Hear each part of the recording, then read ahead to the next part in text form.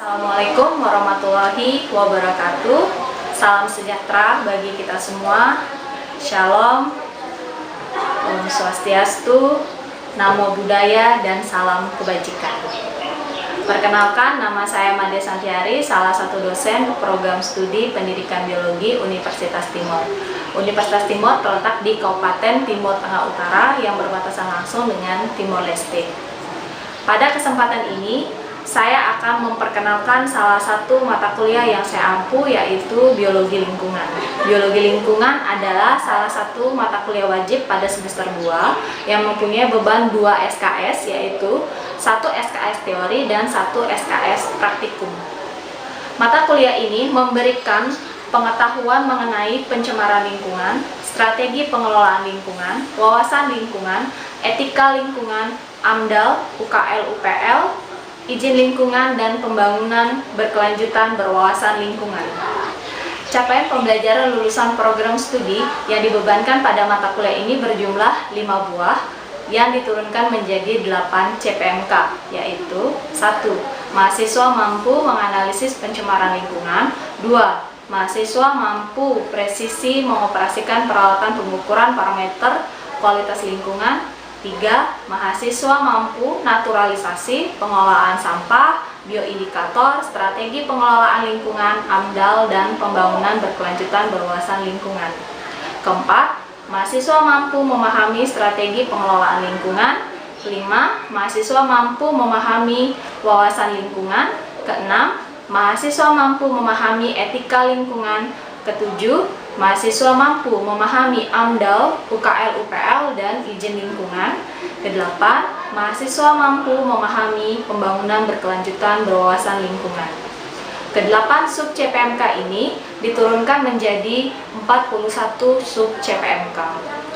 Materi pembelajaran pada mata kuliah ini adalah pencemaran lingkungan, strategi pengelolaan lingkungan, wawasan lingkungan, etika lingkungan, AMDAL, UKL, UPL, izin lingkungan, dan pembangunan berkelanjutan berwawasan lingkungan. Pelaksanaan pembelajaran mata kuliah ini dilakukan dengan tatap muka. Metode pembelajaran untuk mata kuliah ini adalah metode ceramah, diskusi, dan praktikum. WhatsApp Group menjadi wadah komunikasi antara dosen dan mahasiswa untuk menjamin kelancaran pelaksanaan mata kuliah ini.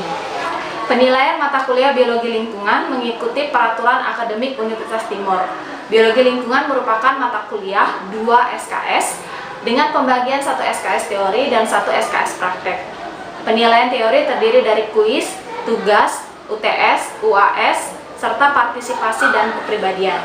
Penilaian praktikum terdiri dari pretest, unjuk kerja, posttest, laporan, serta partisipasi dan kepribadian.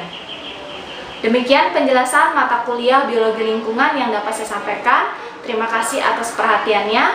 Wassalamualaikum warahmatullahi wabarakatuh. Om Santi, Santi, Santi Om. Salam sejahtera untuk kita semua. Oke, selamat pagi. Selamat pagi, Bu. Terima kasih sudah hadir di sini ya di pertemuan kita ke-6 yang Biologi Lingkungan. Pada hari ini kita akan membahas analisis kualitas air dan metode pengambilan contoh uji air, melanjutkan dari materi-materi sebelumnya ya. Jadi sekarang kita masuk materi yang baru. Sebelum saya memulai pelajaran, saya akan memimpin doa. Mari kita berdoa. Doa dimulai.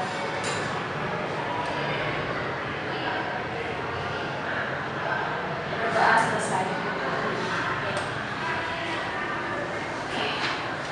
Sebelum saya mulai, sudah siap ya semua? Sudah, Ibu. Oke, saya lanjut. Sebelum saya masuk materi, persepsi dulu. Sebelum saya ke persepsi, saya perlu kehadirannya dulu. Perlu tahu ya kehadirannya dulu. Ini saya ada absen, silakan absen masing-masing mahasiswa diisi sudah benar sambil kita jalan pembelajaran ya. Jadi sambil absen jalan, saya bilang persepsi. Persepsi itu kan menyiapkan diri ya. Kenapa saya belajar analisis kualitas air? Ya, seperti kita tahu, ini susah air. Kalian juga susah air ya. Pasti carinya air yang bersih ya, yang agak bening yang seperti itu ya. Tapi carinya susah, ya kan? Nah, selama ini kalian kan hanya melihat fisiknya saja, ya. Tapi sekarang kan kalian ini anak biologi, gitu, pendidikan biologi, sudah sarjana, jadi harus tahu secara sainsnya bagaimana, ya, supaya kita bisa bilang ke orang-orang, oh, air ini layak untuk dikonsumsi atau dipakai. Kemudian apa sih manfaatnya? Tadi saya sudah sebutkan ya, manfaat kita belajar analisis kualitas air ya. Nah, salah satunya supaya kita bisa agak keras suaranya. Manfaatnya yaitu agar kita bisa membedakan air mana yang layak digunakan dan tidak layak digunakan. Oke, benar. Jadi itulah intinya kita belajar analisis kualitas air. Ya. Nah, kenapa tadi ada belakangnya metode? Metode itu untuk memastikan, karena kita ini kan orang sains ya. Jadi kan harus ada metode yang baik ya, seperti itu ya. Baik. Nah, kita sudah tahu manfaatnya kita belajar analisis kualitas air dan metodenya. Kita akan lanjut ke indikator pembelajaran. Ada 4 indikatornya, yaitu menjelaskan pengertian analisis kualitas air, menjelaskan parameter kualitas air, menjelaskan tahapan cara pengambilan contoh untuk pengujian kualitas air secara umum, kemudian mampu menyimpulkan kualitas air dari hasil pengukuran parameter kualitas air. Ya. Untuk yang 3 indikator saya akan sampaikan secara ceramah, ya. Tapi saya juga akan ubah balik dengan adik-adik. Kemudian yang keempat ini kita akan diskusi, bahas tentang analisis kualitas air. Apa sih analisis kualitas air? Ini sudah dipotong jelas ya. Suatu kajian terhadap ukuran kondisi air dilihat dari karakteristik fisik, kimia, dan biologis. Artinya secara sederhana kita belajar tentang ciri-cirinya mereka, ya. Benar? Dari ciri fisik, kimia, kandungan kimianya, dan biologi. Kalian nih, kandungan misalnya ada bakterika, seperti itu ya. Jadi secara sederhana kita membahas di sini tentang bagaimana kita tahu ciri-ciri dari kualitas air tersebut, ya. Kemudian kita lanjut. Nah, tadi kan ada fisika, kimia, dan biologi. Saya mulai sekarang dari parameter kualitas air yang fisika. Kalau fisika berarti kita membahas tentang fisik, ya, fisik. Salah satunya adalah suhu air. Baik, selanjutnya kita akan membahas tentang parameter kimia, ya. Kita mulai dari pH. Ya. pH itu apa sih? Ada yang tahu? Satu angkat tangan. Apa kira-kira pH itu menurut kalian? Ya, agak keras suaranya boleh? Oke, untuk mengukur asam dan basa, ya, satu larutan. Jadi kalau menurut Tegut itu menggambarkan konsentrasi ion hidrogen. Tapi yang biasa kita kenal itu adalah untuk asam atau basa dari suatu benda ya. Nah, kalau untuk biota dia sensitif. Biota akuatik dia sensitif terhadap perubahan pH dan mencapai pH 7 sampai 8,5. Untuk mengukur pH biasanya digunakan alat pH meter atau kita bisa pakai kertas lakmus atau kertas indikator. Bedanya kertas lakmus nggak ada angka, kertas indikator ada angka. Kalau pH meter ada angka belakang komanya, jadi lebih teliti kalau ada pakai pH meter. Saya lanjutkan materi yang selanjutnya, yaitu pengambilan contoh untuk pengujian kualitas air secara umum. Ini umum-umum aja ya, tidak terlalu. Yang pertama, alat pengambil contoh. Yang kedua, bilas dengan air yang akan diambil sebanyak 3 kali. Kemudian ambil contoh sesuai dengan peruntukan analisis. Kemudian homogenkan, masukkan ke dalam wadah yang sesuai peruntukan analisis. Misalnya kalian mengukur BOD nih, dari pihak lab disuruh ambil 500 ml. Artinya kan pakai botol 500 ml, ambilnya juga 500 ml, ya, seperti itu. Kemudian untuk pengujian parameter suhu, tadi saya sudah kenalin ya. Suhu, kekeruhan, daya hantar listrik, pH, dan oksigen larut yang dapat berubah dengan cepat dan tidak dapat diawetkan harus segera dilakukan di lapangan. Artinya tadi ada suhu, pH dengan oksigen larut ya, harus langsung diukur di lapangan ya sebaiknya. Makanya terkenal dengan istilah parameter lapangan. Kemudian hasil pengujian parameter lapangan, nah ini yang saya sebutkan tadi, parameter lapangan ya, dicatat dalam buku catatan khusus. Kemudian pengambilan contoh untuk parameter pengujian di laboratorium yang tadi saya contohkan BOD. Gimana sih cara pengawetannya? Tambahkan pengawet, baru kita kirim ke laboratorium. Jadi ini tahapannya umum-umum ya. Nah ini pengawetnya yang saya bilang tadi. Ini saya ambil dari SNI 698957/2008 tentang metode pengambilan contoh air permukaan. Sini kebetulan nggak ada BOD ya, tapi saya contohkan saja ini ada COD. Ini minimum jumlah diperlukan 100 ml. Ya. Nah, bagaimana caranya? Oh, pengawetannya analisa secepatnya atau tambahkan H2SO4 sampai pH-nya kurang dari 2. Kemudian didinginkan. Berarti ambil airnya, kemudian tambahkan H2SO4, ukur pH-nya sampai 2. Jadi yang kita pakai itu kertas indikator atau pH meter paling tidak ya. 2 itu yang kita pakai, jangan pakai kertas lakmus ya. Habis itu baru kita kirim ke laboratorium. Ini contoh-contohnya ya. Dari ketiga capaian pembelajaran atau indikator ya yang tadi saya sampaikan tadi, kira-kira ada pertanyaan nggak? Boleh bertanya? Ya silakan. Suaranya dikerasin ya. Baik, terima kasih. Di sini saya ingin bertanya, di antara tiga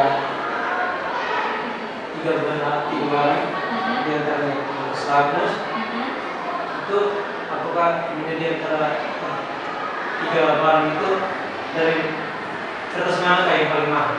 Oh, maksudnya yang pengukuran pH. Ya. Lakmus, indikator dengan pH meter. Ya. Yang paling mahal pH meter. Dia harganya sekitar yang bagus ya. Dia 600 ke atas lah. Kalau kertas indikator itu yang isi 100 ya, lupa saya, ada beberapa merek yang kotakan itu 100.000. Kalau kertas lakmus saya belum pernah beli ya. Oke. Selanjutnya tadi saya bilang 3 indikator pertama kita pakai metode ceramah, kemudian indikator berikutnya kita diskusi. Oke. Sebelum kita mulai diskusi, saya menjelaskan dulu tadi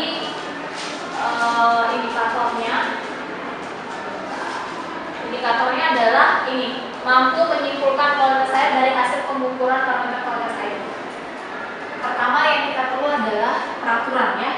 Jadi saya langsung peraturan yang baru nih, adalah peraturan 22 tahun 2021 tentang penyelenggaraan perlindungan dan pengelolaan lingkungan hidup lampiran 6, bersih baku mutu air nasional ya. Dia baku mutu air nasional dibagikan menjadi 2. Ada air sungai, ada air danau. Sungai dan sejenisnya, maksudnya yang mengalir. Yang danau ini yang tergenang ya. Kalau danau ini misalnya waduk kayak gitu ya. Kemudian masing-masing baku mutu punya 4 kelas air ya. Ada kelas 1, kelas 2, kelas 3, kelas 4. Ya seperti biasa, paling tinggi kelas 1 itu yang bahan baku untuk air minum ya. Kelas 2, kelas 3 itu biasanya untuk pertanian, kelas 4 itu dan seterusnya gitu ya. Ini pengantarnya. Nah, ini saya ngambil dari artikelnya sini ya, dengan kawan-kawan 2014 tentang kualitas perairan Sungai Cilengsi bagian hulu. Ini saya ambil yang di stasiun 2-nya. Saya ambil ada parameter TDS, TSS, pH, BOD5 dan DO. Ya, sekarang pertanyaan apakah air sungai ini telah melewati baku mutu? Ini saya pakai yang kelas 1 ya, yang untuk kita bahan baku air minum ya. Sekarang mungkin langsung aja kita bagi kelompok ya. Ini kita bagi kanan kiri, depan belakang semuanya. Kanan kiri aja ya. biar cepat ya, kanan kiri ya. Coba sekarang diskusikan. Ini ada 1, 2, 3, 4, 5. Ini ada 4 ya. Masing-masing pegang satu parameter ya. Jadi saya akan contohkan dulu ya. Misalnya, oke, dari kelompok 1 ya, 1, 2, 3, 4. Kita pakai kelompok 1 TSS, kelompok 2 PK, kelompok 3 BOD, 5, kelompok 4 DO ya. Saya contohkan TDS. Satuannya miligram per liter. Kemudian di stasiun 2 ini nilainya 80. Sementara baku mutu sungai kelas 1 itu 1000. Jadi ini masih memenuhi apa tidak? Atau sudah lewat angkanya? Masih ya. Kalau 1000 itu artinya batas maksimal nih.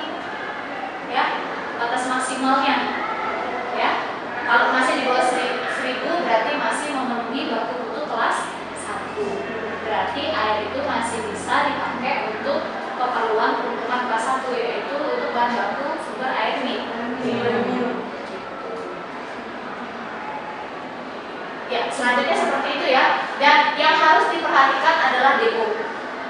Ya, DO itu semakin besar angkanya, ini agak kebalikan dengan BOD 5 ya. Kita bisa lihat DO baku mutunya 6 ya. BOD baku mutunya 2. Nah, ini kalau semakin besar kan semakin jelek ya. Kalau DO semakin besar semakin baik. Kan berarti semakin banyak kandungan oksigen berarti organismenya bisa bernafas dengan bahagia ya. Gitu. Jadi hati-hati dengan DO ya. Seperti ini ya. Dia DO ini agak ini sama yang pH biasanya ini. Jadi silakan sekarang kalian, saya beri waktu sekitar 2-3 menit untuk melihat angka ini ya. Apakah melewati baku mutu atau tidak, terus kualitas airnya gimana. Nanti saya tunjuk ya satu kelompok untuk maju ke depan untuk kasih tunjuk persentase ini ya dari hasil diskusinya. Silakan berdiskusi. Oke, mungkin ada yang mau tunjuk satu ya, perwakilan ini deh, satu orang bisa. Boleh di depan, kita duduk. Ya, tadi kelompok angka kan yang TSS ya. Nah, nilainya kan 20 mg per liter dengan 40. Jadi gimana analisis? Jadi TSS yang terkandung dalam sungai yaitu 20 mg per liter, sedangkan baku mutu sungai yaitu 40 mg per liter. Ya. Jadi stasiun 2 mempunyai nilai 20 mg per liter, masih termasuk dalam baku mutu kelas 1. Terima kasih bantuannya.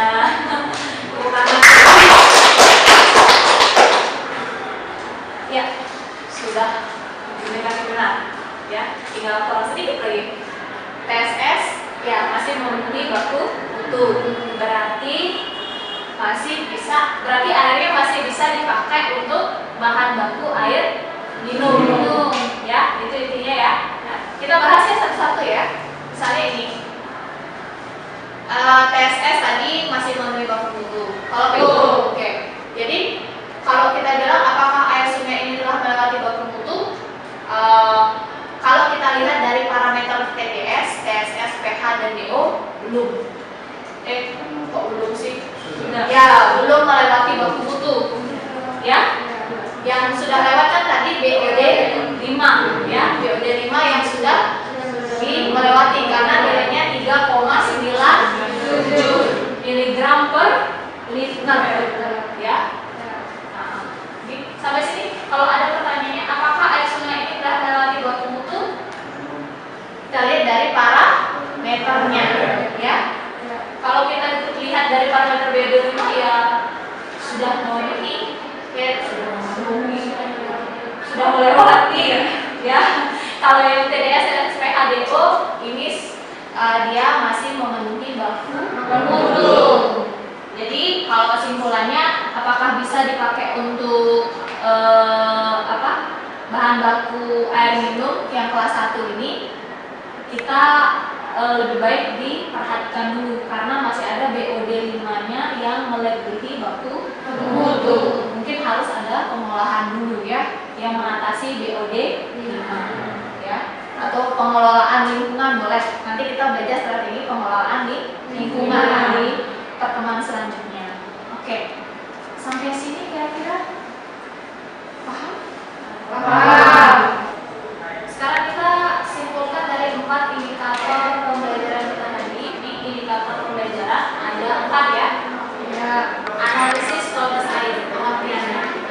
Tadi analisis kualitas air apa artinya? Jadi menganalisis keadaannya ya dari segi fisik, kimia, dan biologi air ya. Kemudian parameter kualitas air tadi ada 3 ya. Fisik, kimia, dan biologi. Kalau kita udah nyimpulin ya, kita udah nyimpulin 4 itu. Sekarang saatnya saya mau tes sedikit sebelum saya bantu. Bisa aja jangan ini saya tanya 1-2 pertanyaan. Tadi suhu ya, itu termasuk parameter.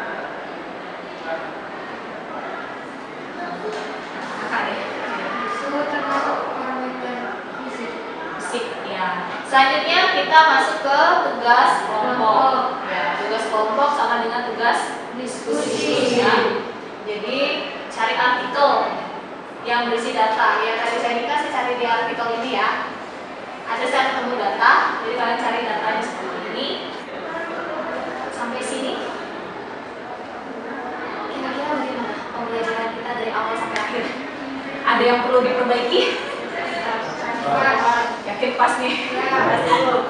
Atau saya kebanyakan jalan-jalan? Atau kebanyakan berdiri? Sudah ya? Sudah pas ya? Semoga pas. Oke. Karena tidak ada masukan mungkin dalam segi pembelajaran, jadi karena ini sudah baik ya. Untuk pertemuan selanjutnya, atau pertemuan ke-7, kita akan bahas strategi pengelolaan di lingkungan. Jadi pertemuan 6 sampai sekian. Terima kasih sudah menghadirinya. Kalau ada salah kata, tolong dimaafkan. Sebelum kita mengakhiri, kita berdoa dulu. Berdoa selesai. Oke, selamat mengikuti kelas selanjutnya. Terima kasih. Terima kasih, Bu.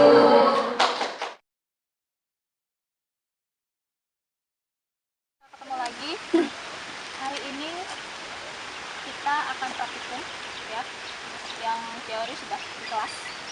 Sekarang saatnya praktikum karena mata kuliah kita kan 2 SKS, 1 SKS teori, 1 SKS praktek. Nah, jadi hari ini kita akan coba praktek suhu udara dan suhu air. Kenapa? Karena nanti hasilnya itu kan pelajaran kita teori kemarin kan kita bandingkan dengan baku mutu ya. Jadi saya harapkan nanti hasilnya terakhir ini kita bandingkan dengan baku mutu yang di PP 22 tahun 2021 yang kelas 1. Kasih ya.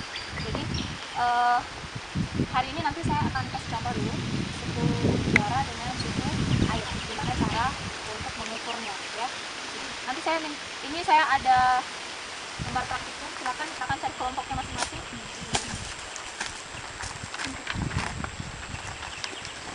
Sudah? Oke ya. Di situ ada cara kerja suhu udara ya.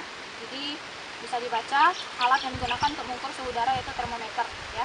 Di sini saya sudah siapkan termometer air raksa ya. Seperti ini.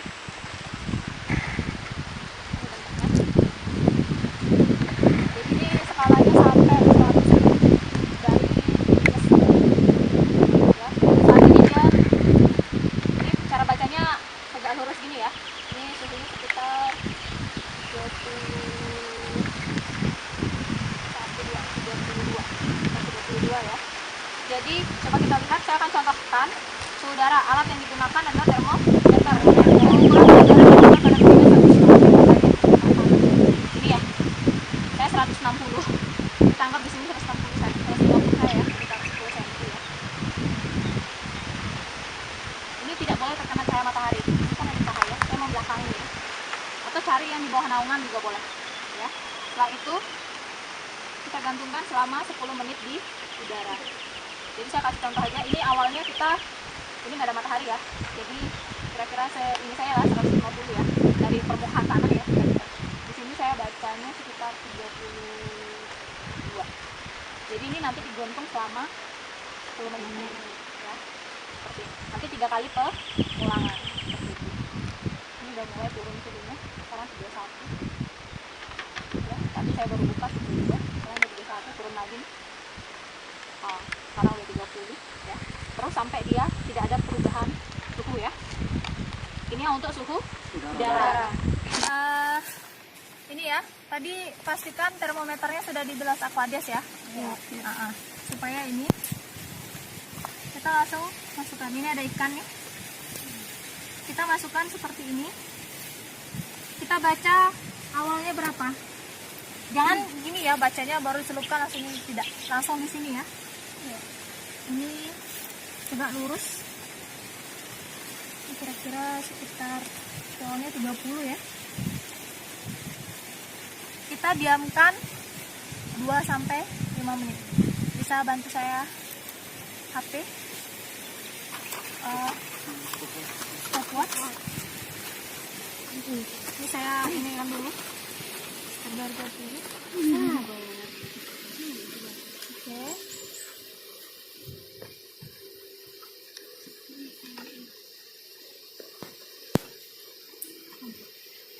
Mulai ibu ya, saya 1, 2, 3. Suhunya udah mulai turun nih. Ini sekarang sekitar ya masih 30. Ini harus begini ya kepalanya ya. Sekitar 29-30 ya. Ini kita diamkan selama 2-5 menit. Pegangnya di ujungnya ya, ini udah ada talinya, seli ini kan. Nah, kira-kira seperti itu ya. Kita misalnya nanti lihat kalau sudah 2-5 menit, kemudian di 2 menitnya kita lihat apakah ada perubahan angka. Kalau ada kita catat dulu, habis itu kita lihat ke 3 menitnya, kalau udah nilainya stabil, itulah yang kita catat. Sudah mengerti ya? Sudah. Udara dengan suhu air ya? Ya. Oke, saya sudah selesai. Dan pastikan setelah ini dicuci dengan bersih ya. Seperti itu. Jadi sekarang saya cuci dulu dengan bersih ini.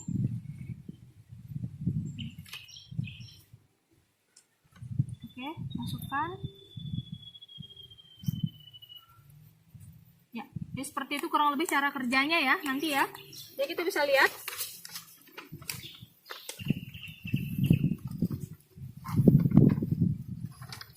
Kan tadi kita biarin 2-5 menit ya. Habis itu kita baca, jangan dulu diangkat. Terpaksa harus kepala kita yang seperti itu ya. Jadi ulangi prosedurnya 3 kali, tentukan nilai rata-ratanya.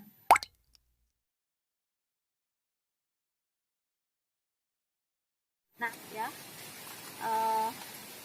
saya kasih, ini ada termometer, kemudian ada lagi termometer yang lain, silakan kalian lakukan.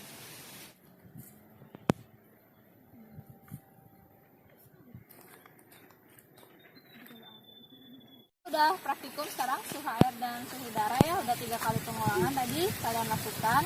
Tolong sekarang diolah datanya. Ini kan udah 3 kali pengukuran suhu air, suhu udara. Tolong dirata-ratakan laporannya nanti sama juga disusun berdasarkan petunjuk yang sudah saya berikan pada praktikum sebelum-sebelumnya ya. Batasnya laporan praktikumnya pertemuan 9 ya, gitu dia. Oke, karena kita sudah praktikum hari ini, mudah-mudahan apa yang saya berikan praktikum juga bermanfaat ya buat kita. Kalau ada salah-salah dimaafkan. Saya akhiri pelajaran praktikum hari ini. Silakan mengikuti kelas selanjutnya. Terima kasih.